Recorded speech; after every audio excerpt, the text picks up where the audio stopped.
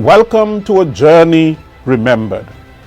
This is a three-part series where we take a look at the journey from the West Indies Federation leading into the associated statehood of St. Kitts, Nevis, and Anguilla. The journey has made its mark in Caribbean history, and certainly the history of St. Kitts and Nevis. The Federation of the West Indies represented the dream of nationhood for the scattered Anglophone islands of the Caribbean. Join us as we take a trip down memory lane.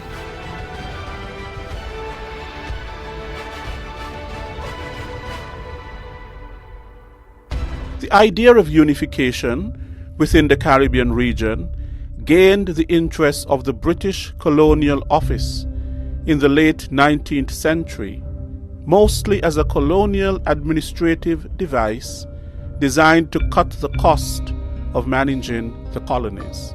Their failing economies and growing reliance on Britain had turned them from prized possessions to expensive burdens. The 20th century, however, saw a growing discontent with regards to the unrepresentative nature of the island governments. In 1914, T. Albert Marichaux of Grenada founded the Representative Government Association in that island with the aim of gaining a measure of representation in the Legislative Council. Similar moves followed in the other islands. The St. Kitts Representative Government Association was formed on the 28th December 1918 by a small group of colored middle-class men holding positions in the professions and the business community. Its mission was the securing of popular representative government. By the following year, 330 men had joined the association. Clement Malone was its president, and W.A.H. Seaton held the post of secretary. The Colonial Office sent the Wood Commission to report on the political situation in the region. The result was a modest increase in the numbers of elected representatives in some of the islands. The years of economic depression inspired another attempt at a unified administration of the Leewards, the Windwards, and Trinidad. In response, an unofficial conference took place in Dominica in 1932. Thomas Manchester and W.A.H. Seaton of the newly formed Workers' League represented St. Kitts. Middle-class West Indian representatives put together a scheme of federation in which representation was a key element. However, the depressed state of the sugar industry in the various territories took center stage as strikes and labor unrest made headlines throughout the region, only to be overshadowed by the outbreak of the Second World War. It was not till 1946, at the regional conference held in Montego Bay, Jamaica, that a fresh initiative started laying the groundwork for the creation of a political federation that would unite the various territories. The Montego Bay Conference ended with a commitment to a federation and the setting up of a standing closer association committee to consider the form of its constitution, judiciary, and matters such as taxes, tariffs, and currency. It took this committee nearly 9 years to hammer out details of the federation, during which time British Guyana, British Honduras, and the British Virgin Islands all opted out of joining, and its final report was not signed until February 1956.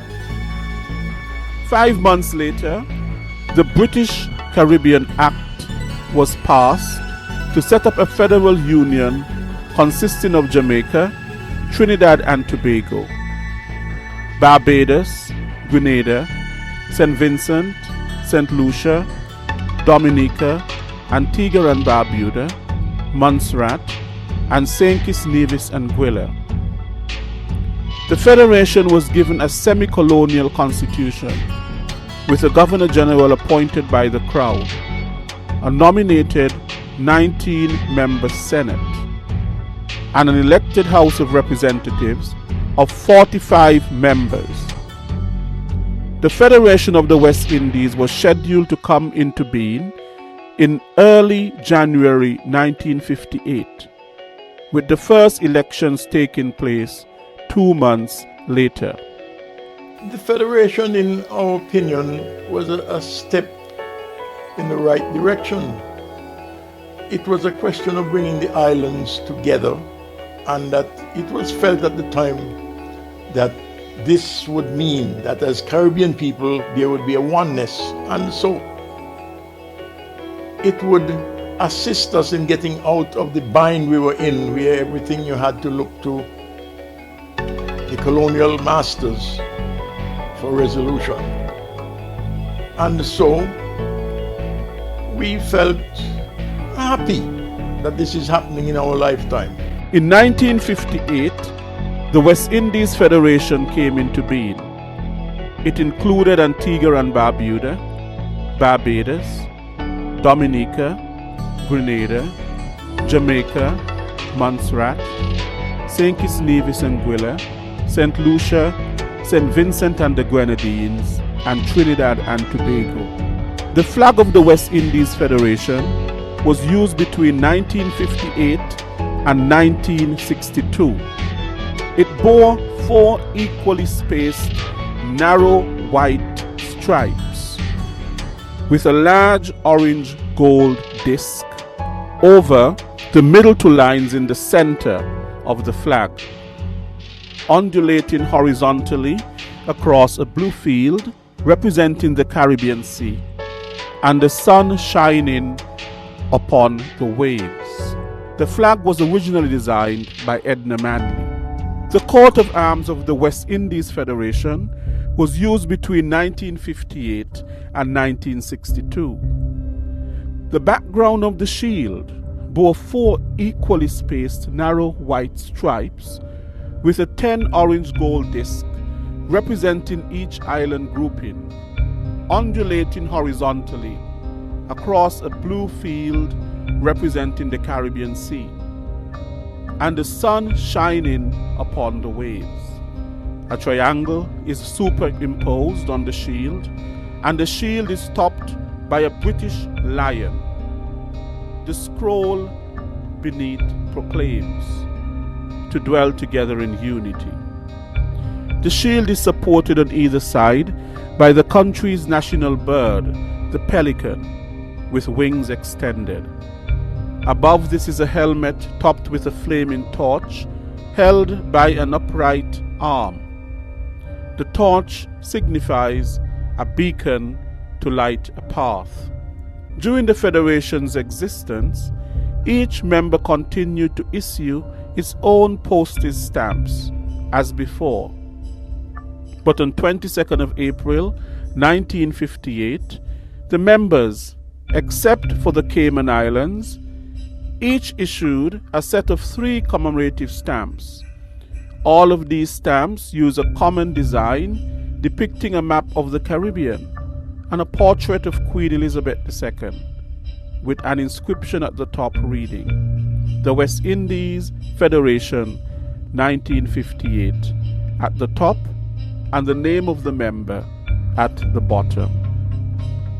However, with no revenue of its own, and with the important regional issues still to be settled by conferences of ministers, the Federation was off to a weak start. Its day-to-day operations were entrusted to Grantley Adams of Barbados as Prime Minister. Dr. C.G.D. La Corbiniere, Deputy Prime Minister and Minister of Trade and Industry. Robert Bradshaw of St. Kitts as Minister of Finance, and their comrades, mostly small islanders as they were referred to, by the bigger, more prosperous islands. Neither Trinidad nor Jamaica transferred any of their political giants from local to federal politics, and their withdrawal in 1962 brought the Federation to an untimely end. But it was a great disappointment when the Federation failed. Right?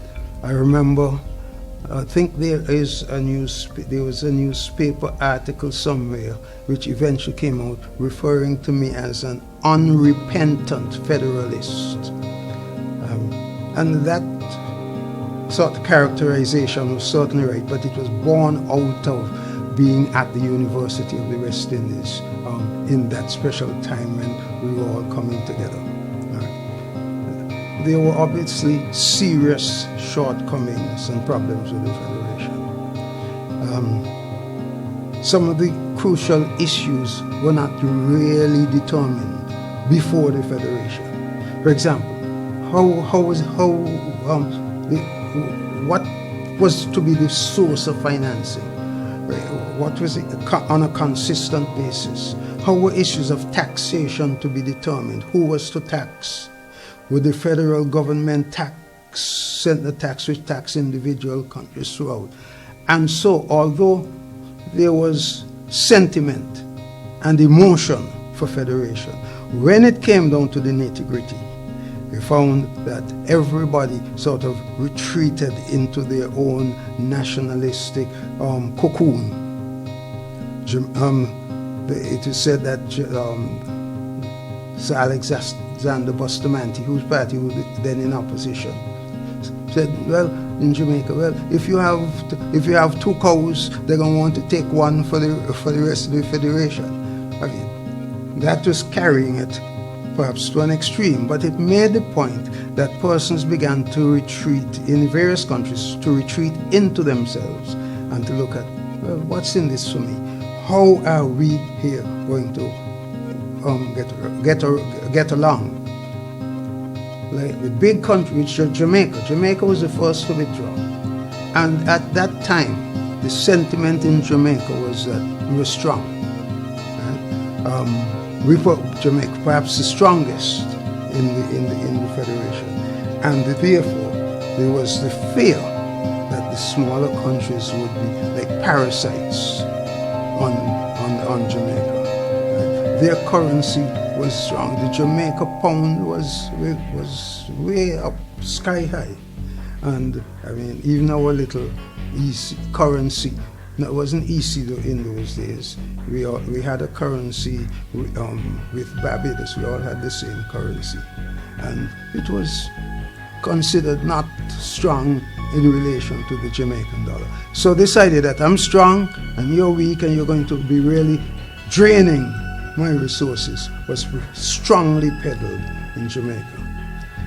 So then the pressure was on, and eventually, of course, I think Sir Alexander Bustamante, sensing the mood at the time, insisted on a referendum. And the referendum was held, and that is recorded history. Jamaica voted to come out of the Federation. I was disappointed. To put it mildly, I was disappointed because with all the grandeur and so on that surrounded the beginning, for example, the federal song that we sang, "Hail the flag of the free, with the sun and the sea, we shall always be together, living together in unity forevermore." Those are the words of the song. I hear the people shouting. That was a song. And as a boy going to school, you know, we prepared for West Indies Federation, and we had the flag, you know, symbolic of West Indies and so on. And I was excited. I was disappointed when it came to the end that it came. Once Jamaica withdrew, I think everybody, most people who were around at that time, the younger generation may not know this.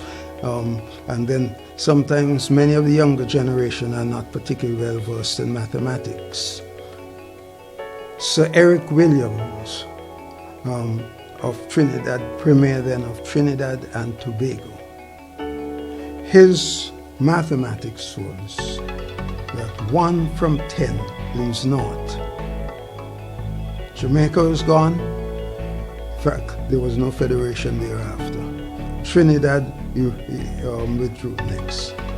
The interesting thing, one of the interesting things at that point, Guyana, which was outside, was debating and considering whether to join. That debate was still, I think if you check the record, you'll find that debate was still going on in Guyana, though they hadn't joined initially. So 1 from 10 leaves naught. I would think that the fact that one country had left and went on its own, it gave others the feeling that we too, or they too, can do likewise. And so it was one after the other. Everybody broke away from what was left of a so-called federation. And in St. Kitts and Nevis, in 1967, we got our first constitution, the Constitution of St. Kitts, Nevis and Anguilla.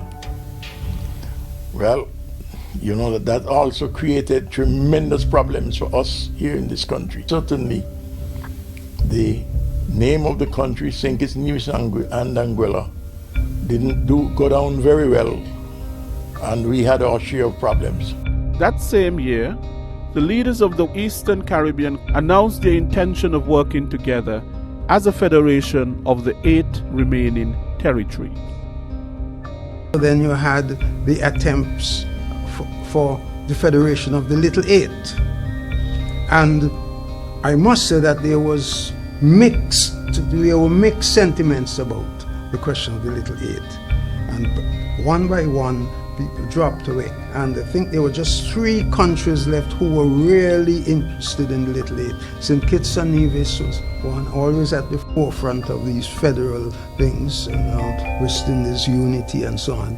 Antigua and Barbuda was also in, and one of the Windward Islands, Barbados of course was left, and then Grenada, and then the others fell by the wayside. Eventually, since the Little 8 was not going to make it either, right away, I think the minds in the Caribbean and in England began to look at what would happen next, because by that time you had to keep going forward. You couldn't go and take these countries, which in 1958 in essence became independent in the framework of a federation, and just say, well, everybody just come back and be a colony. So then, between the British government and the governments of the Caribbean, they looked for a solution. And eventually, the status was offered, which was associate statehood with Britain and within the Commonwealth, whereby these associated states would be totally responsible for their own internal affairs. And Britain would maintain responsibility for external affairs and defense. I think it is important in my mind to make the point that at that time Britain was extremely anxious to shed itself of colonies, especially in the Caribbean, because perhaps we were not as useful to Britain at that point in time. In the early days, going back from the days of the pirates all the way up, the Caribbean was like a prized jewel. Caribbean sugar was a special commodity in Britain and in Europe. And in those days, when they could simply take the commodity, the Caribbean commodities from sugar or bauxite or any other thing, take it to Britain, refine it, and sell it back to us at a higher price, the system was to their advantage. Things were changing, and therefore, frankly, it was I suppose we were becoming a bit of a burden there. We had to be giving everybody granting aid, supplementing your budgets and so on. So Britain was anxious to find a way, perhaps I could call it respectable way to shed themselves of the colonies. And of course, the colonies were even more anxious to take on the mantle of managing their own affairs.